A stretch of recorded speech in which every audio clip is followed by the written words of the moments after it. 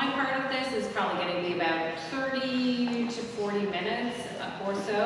I'm going to walk you through sort of the goals and guidelines of the grant. I'll go into the online application process, which is fairly straightforward.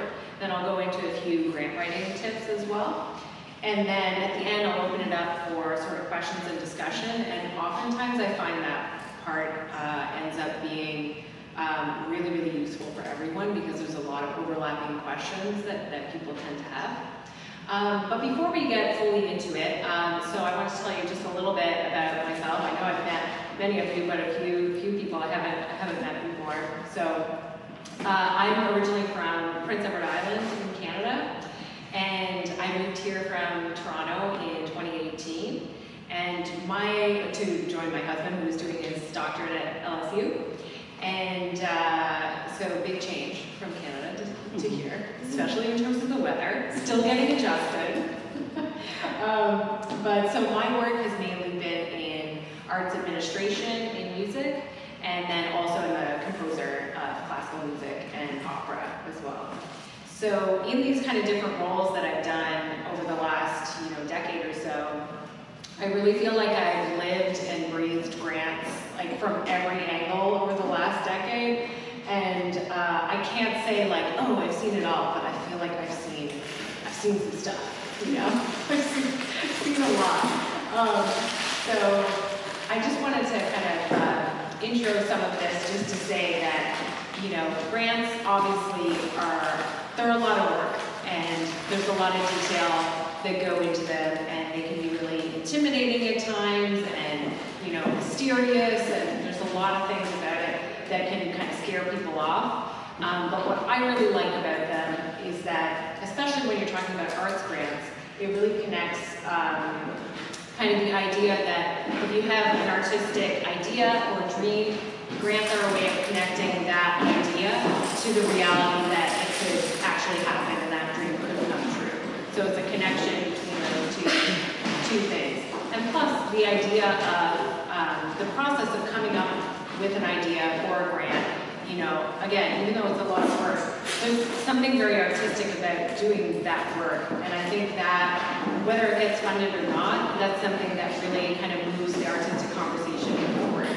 So that's just a little grant intro there. Okay, so just generally, in case you're new to the Arts Council, we administer 3 main re-granting programs. So the first one that I want to talk about is the Decentralized Arts Funding Grant, although it is going to be having a new name very soon. It's going to get a makeover. So those changes are coming down the pipeline. But that's funding from the state of Louisiana that we administer for arts programming throughout the 11 parish region that we serve.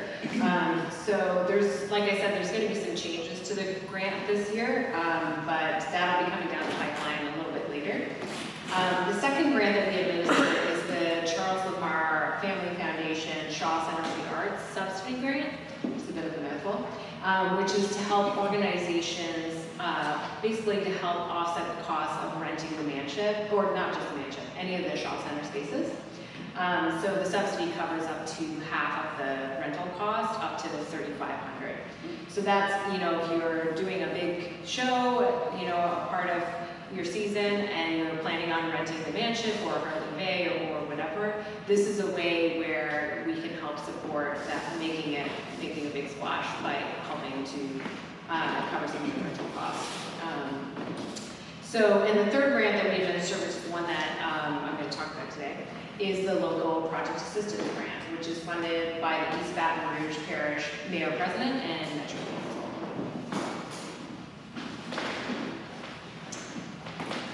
So like I said, today's purpose, basically I'm going to go over the details of the grant. I'm going to go over the Community and Diversity Fund, which is something that we started last year, but it's still relatively new. So I'm going to go over the details of how that works. Then I'll go through the online application process, and then some grant writing tips, and then we'll go to some questions. So I'll give a quick overview of some of the changes that we made last year in 2019. So we revised the program for the first time in, I want to say, 20 years, I think. And we took a look at sort of best practices and what was possible for us to administer. And as part of the change, one of the main things that we did was we began the Community and Diversity Fund. So basically how that fund works is somebody applies for a project assistance grant, and then they can apply for additional funding for high impact engagement to sort of underserved populations. And that, if they are awarded it, it's awarded as $2,000 extra to their project type thing. And so last year when we did this, we ended up funding 3 projects that had that element. And yeah, so we want to continue that because I think the impact of that was pretty high. Another thing that we changed last year was that we raised the minimum ask of the grant from $500 to $1,000, and the maximum amount from $5,000 to $10,000. So the pot of money is like virtually the same, but the reason why we did that was that by raising the maximum, we wanted to allow organizations the opportunity to sort of dream a little bit bigger, try and, you know, to apply for maybe a bigger project and see if we could sort of raise the stakes a little bit more. And so what ended up happening last year was that the grants definitely were more competitive. And so there were slightly less grants given out, but the amounts that were given were higher. I don't know if that will happen this year. It really kind of depends on how the panel assesses them and what projects come in. But that's just something to keep in mind.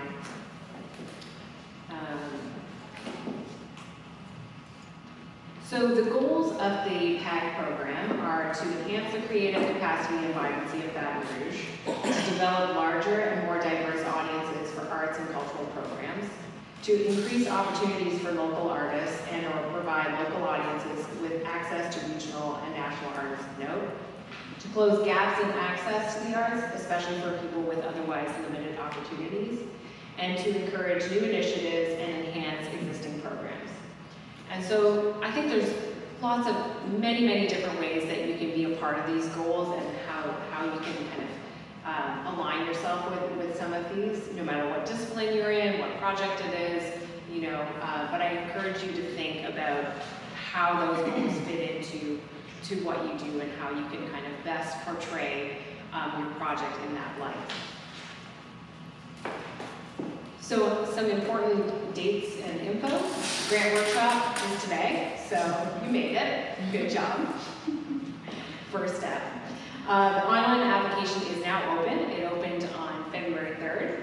So you have a couple of options there, depending how you like to work. You know, we have a downloadable document on our website if you prefer to work in like Word or PDF or whatever as you prepare. Or you can go directly into the program and, you know, work in there and just save the work. So we have a couple different options, but yeah, all the applications need to be submitted through award boards. I think I put the link is up there, but it's also on our site. If you go to local project assistance grant, you'll find some of the material.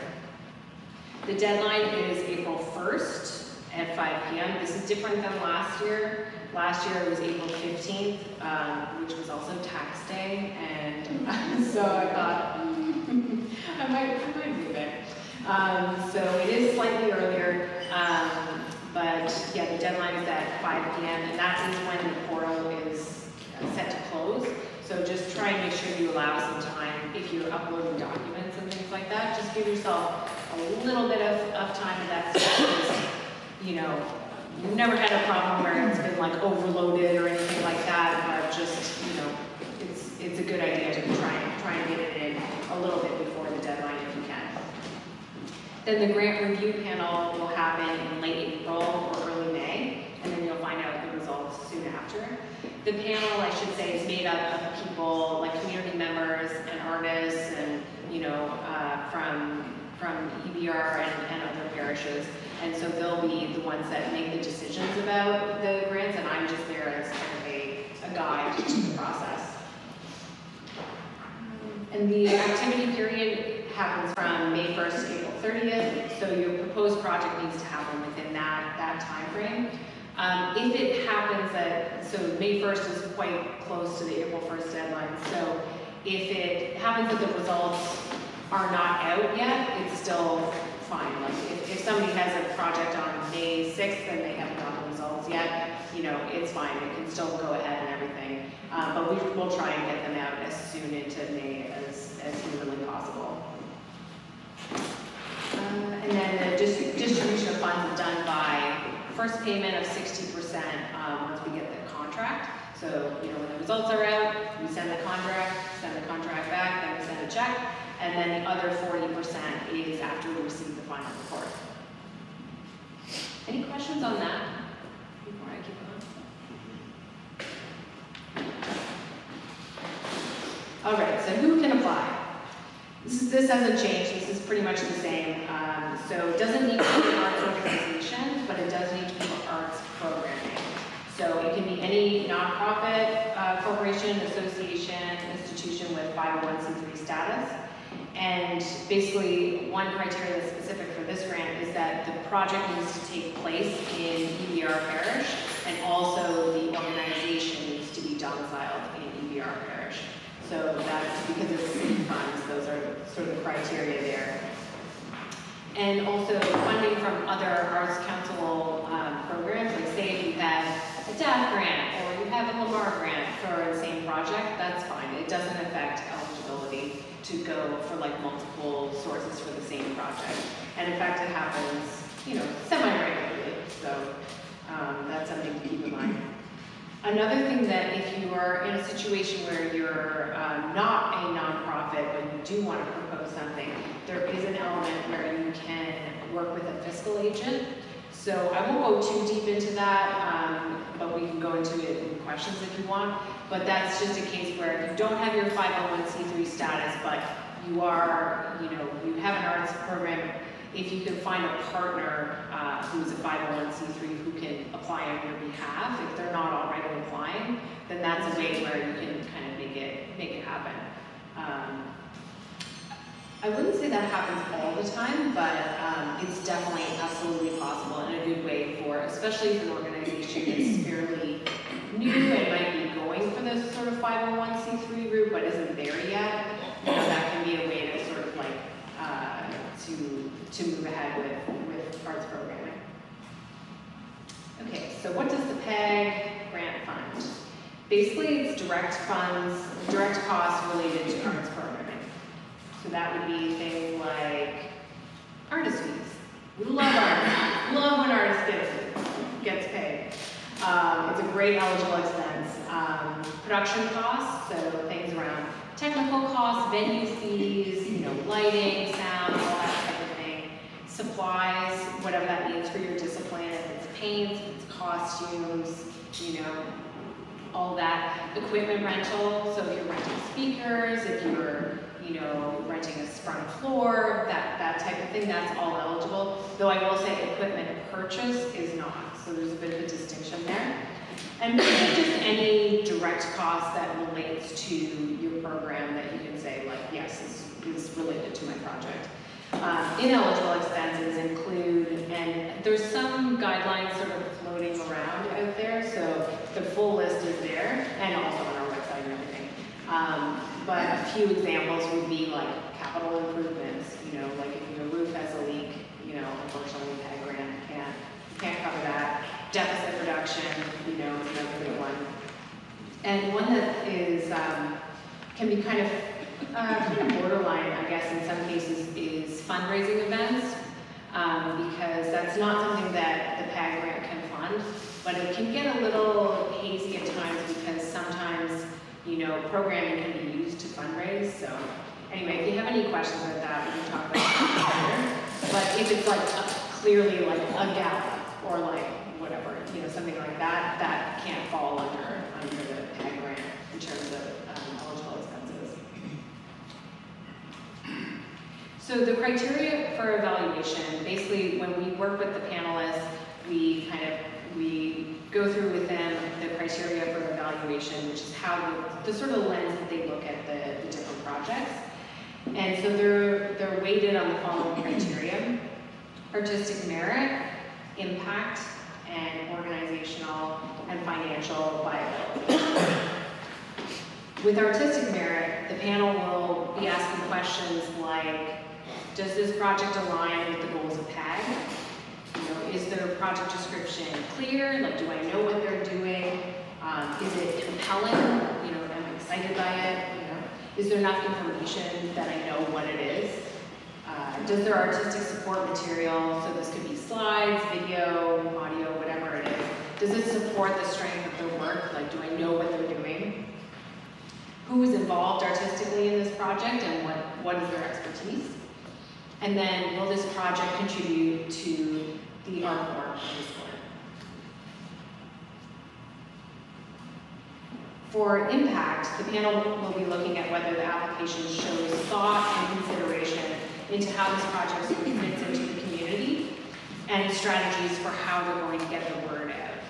And I mean, it's not really enough to say, like, I know a lot of people will say, you know, we now use social media and that kind of thing, and it's fine to include that, but the more kind of thought and detail you can give around things like that to show that you've thought about how you're going to get your message out to people who might not naturally hear about it, I think that that stands out. And impact can be both external, so the audience, the community members that you're serving, and it can also be internal, so the impact on the artists involved, on the staff, on the organization. So it can kind of go in both of those directions. And I also encourage you to think about impact as in terms of breadth and depth. So by that I mean, you know, in some projects, say if you have a humongous outdoor festival and you have, you know, 10,000 people coming, so that is like a really large numbers game. The impact in terms of numbers is very, very high. But then on the other hand, you may have, you might have a reading program or a mentorship program or something like that, where there's a few individuals who are involved, but the depth that they are experiencing in terms of impact is also very high. So I encourage you to think about whether it's, qualitative or quantitative, just find a way to think about the impact of your project.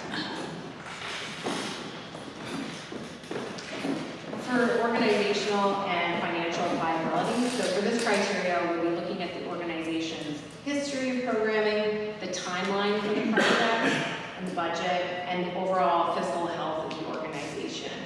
So one thing that I do want to note on this is that one thing that does come up from time to time is that I would just advise you, don't assume that people know a lot about your organization and its history beyond what you have on the page.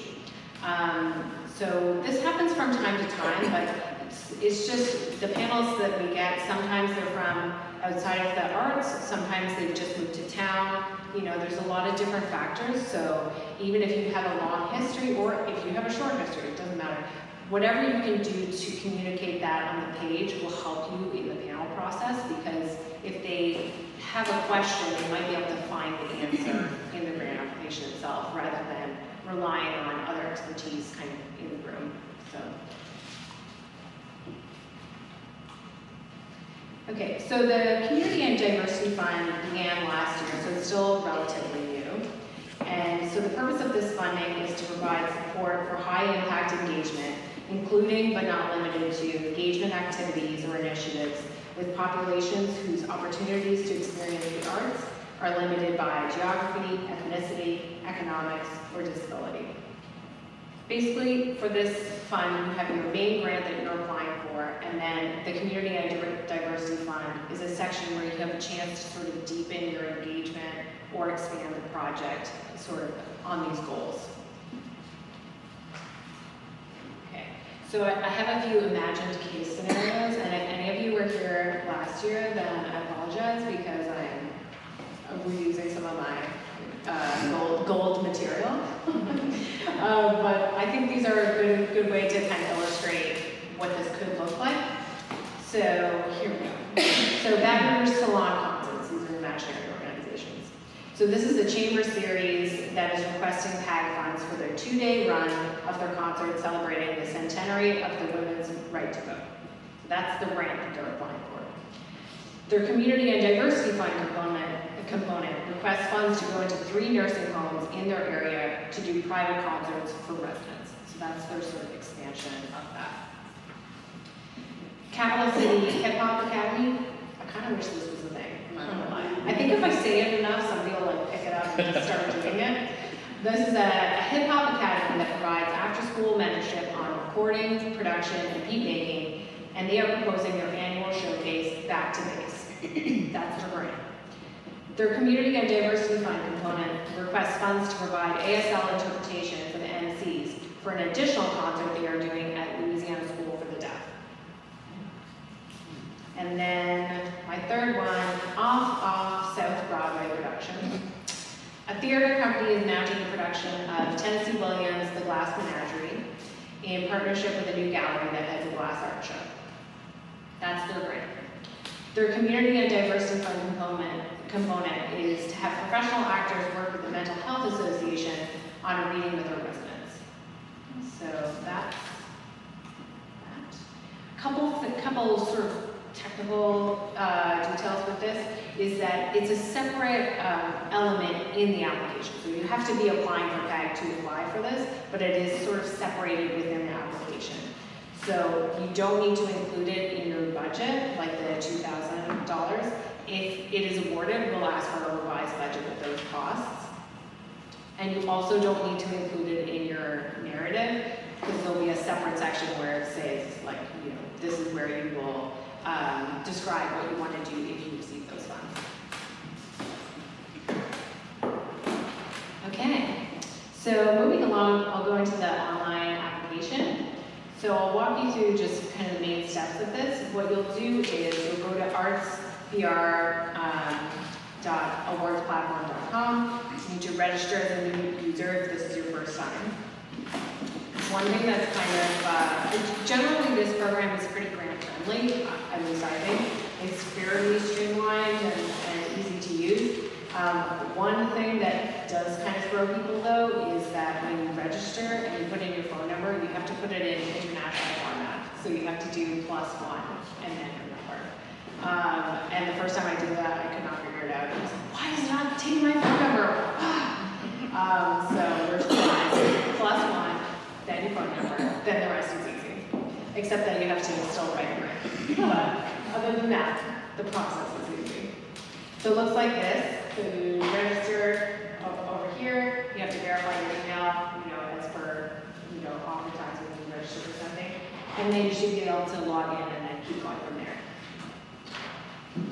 So once you get in there, you can view the 2020 guidelines. Those are also on our website too, but in case you want a refresher, like within the portal itself, those are there. And then you go to Start Application.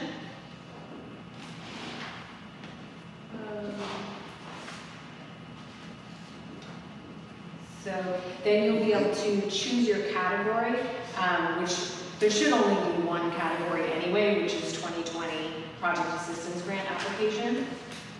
Even though it says 2019 there, it is actually 2020. Then you give your application a name, and once you do that, you'll be able to kind of, that sort of creates your application, you can move on from there. But you have to do that to be able to access the next kind of tabs. So at the bottom of every page, you have a few different options for saving. So you can save and then next to the next tab. You can save and then close. So, you know, if you want to start it and come back later, you can preview the application and then you can submit. And if you try and submit before all your elements are done, it won't let you. So it'll tell you what you forgot. And so, yeah, like I said, when you do go to submit, it'll tell you if anything's missing. And, you know, do yourself a favor and make sure it's like at least a few minutes before 5 when you do that, because there's a few things that you're like, wait, what? Wait, what is that? So just give yourself a bit of time there just to make sure. But the nice thing about this platform is you can work on it, save it, come back to it, you know.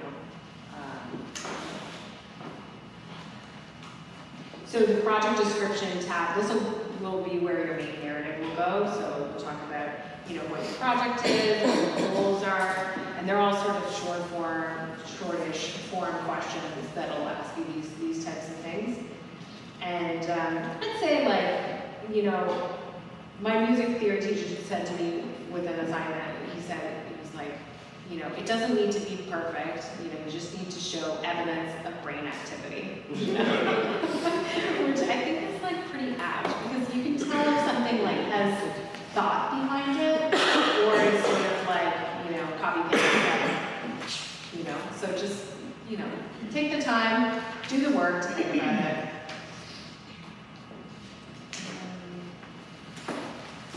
Then the next tab after that is the budget summary. So this will be where your main financial information will go. So your request will go there, your total project budget, and at the top of the page you'll have I mean, it'll be pretty clear when you're in there, but basically you download the budget document, then you fill it out, share it with your peers, check it out, whatever, and then you just upload it at the bottom. Couple things with the budget. It's a fairly, I think, from what I remember, it's a fairly standard looking budget document. It's, if you're sort of in the grants world, and if you're not, then welcome to budgets. So a couple things, it does need to be balanced. So, you know, your revenues that you have for the project need to be balanced with your expenses. For this grant, you need to show a 50% cash match. And so that means, you know, if you're asking for $5,000, then you need to show that you've had 50% of that, so $2,500 in other revenue sources. So that could be ticket sales, that could be a donation, or it could even be in kind. So it could be if somebody's donating 5 hotel rooms and that's, you know, whatever, $700. That can also count towards that cash match. But just to be clear, so whatever you're asking for, say it's $5,000, then 50% of that you have to have in other revenue sources, so $2,500, or whatever it is that you're asking for. If it's $10,000, it's $5,000. If it's $1,000, you need $500. So I find that question comes up sometimes because it's confusing. It is confusing. Another thing is if you do show something as in kind as a revenue, so in kind meaning like somebody's not literally giving you cash, but they're giving you something that is valued at an amount that's verifiable. So you know, I use the example of hotel rooms, but say if, you know, Indigo Hotel is giving you $500 worth of hotel rooms, and so you want to show, hey, I have $500 in kind revenue. That's fine. You just need to make sure in your expenses that you also have that as an expense. So if it's $500 that they're giving you in kind, then you need $500 in the sort of in-kind expenses on the other side. Any questions about that aspect? It can be a little kind of confusing at times. Can staff be in kind? It can be, although it gets a little tricky with that, but if it is, because it's fine as long as it can be sort of verifiable to an extent, because, you know, yeah, like if you, trying to think of the best way to frame this, like, because if the staff is literally paid, then that's not in kind. But if the staff is donating. If they're donating their time, but they normally make this amount for this amount of time, if you can show that and then expense it out, then it should be fine. Yeah. When you draft this up though, if you don't have the matching funds, but you anticipate. Yeah, I mean, a budget is part of the dream. So if you don't have it yet, but you intend to, like your intent is to raise $2,500 through, you know, whatever, the ticket sales, the rentals or whatever, that's fine. You don't need to have it in hand when you apply for the grant. Yeah.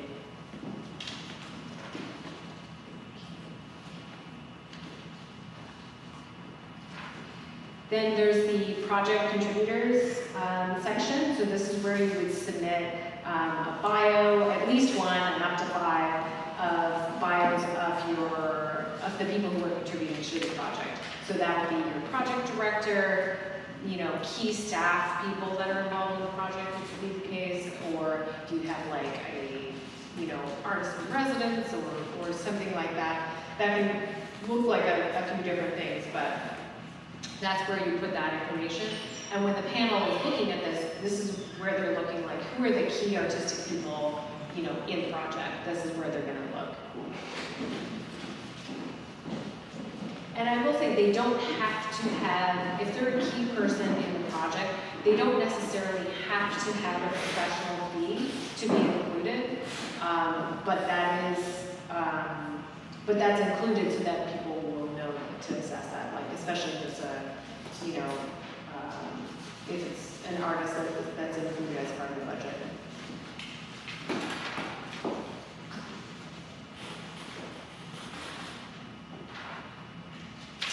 Okay, and then this is where, so we've been going along, we did the project description, we did the budget summary, we did the project overview. The next tab is the community and diversity fund. And I don't know if I mentioned it so far, but it is optional. You don't have to apply for this. This is only if you want to.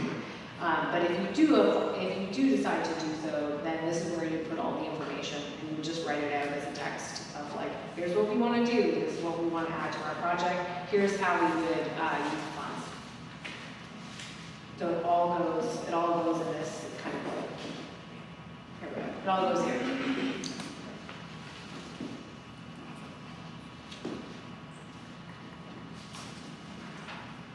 Okay, and then the last kind of tab is the support material and attachments. So this would be where your support material will go in terms of, if you have like a video link, or, if you're the gallery, you have slides that you want to put up, that kind of thing. That's where this will go.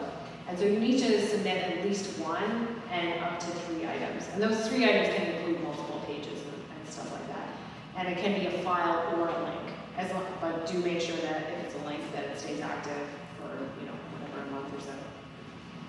And then this is also where the other kind of your basic required materials would go. So you need your nonprofit status, so your IRS 501c3 letter would go here, your board of directors, and if you have partners, letters of support would go here too. So if you have a main partner, like that you're working with for your project, then you would need to show that they have buy-in to the project by having a letter of support. But if you don't have a main partner, you don't need to include that. So, and that wouldn't be like, say if you have like a sponsor or something like that, like Community Coffee is giving you coffee for your event, you don't really need a letter of support from them. It would be like something where, you're working with the EDR library and they're hosting you and they're helping you promote and they're doing all these things. Then you would want, if it's a close connection, you want to show that. Then you want to double check that all these things are uploaded and that the links are active, and just make sure you give yourself some time there. Make sure that the document uploads go well. We haven't really had any major issues, but it's just a good thing to give yourself some time there. And then, once you do all that, submit application. And then you're like, I did it, I pegged.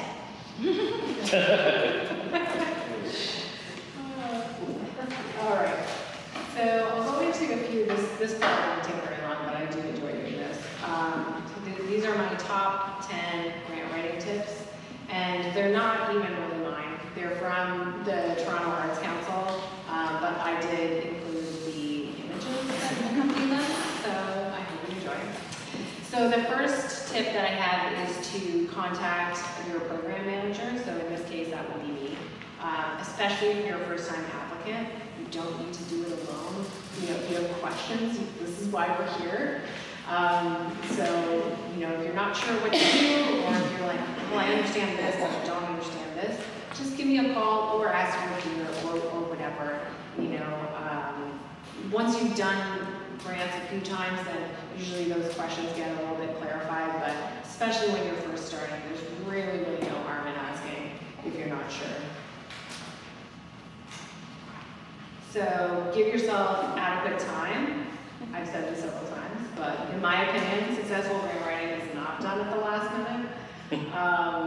Yeah, just give yourself the gift of time to be able to proofread, to be able to like get someone else's eyes on it, you know, and just, you know, everyone, no matter how long they've been doing this, you know, everyone has some blind spots in their writing, you know, like you might be somebody, my husband is like, I'm always proofreading his cover letters and he's a very good writer, but he kind of gets so focused and he reuses words a bunch of times in a row. He's like, yeah, that word, you do that. And I'm like, oh my God. You said this like 8 times in the last paragraph, like you gotta find a synonym there.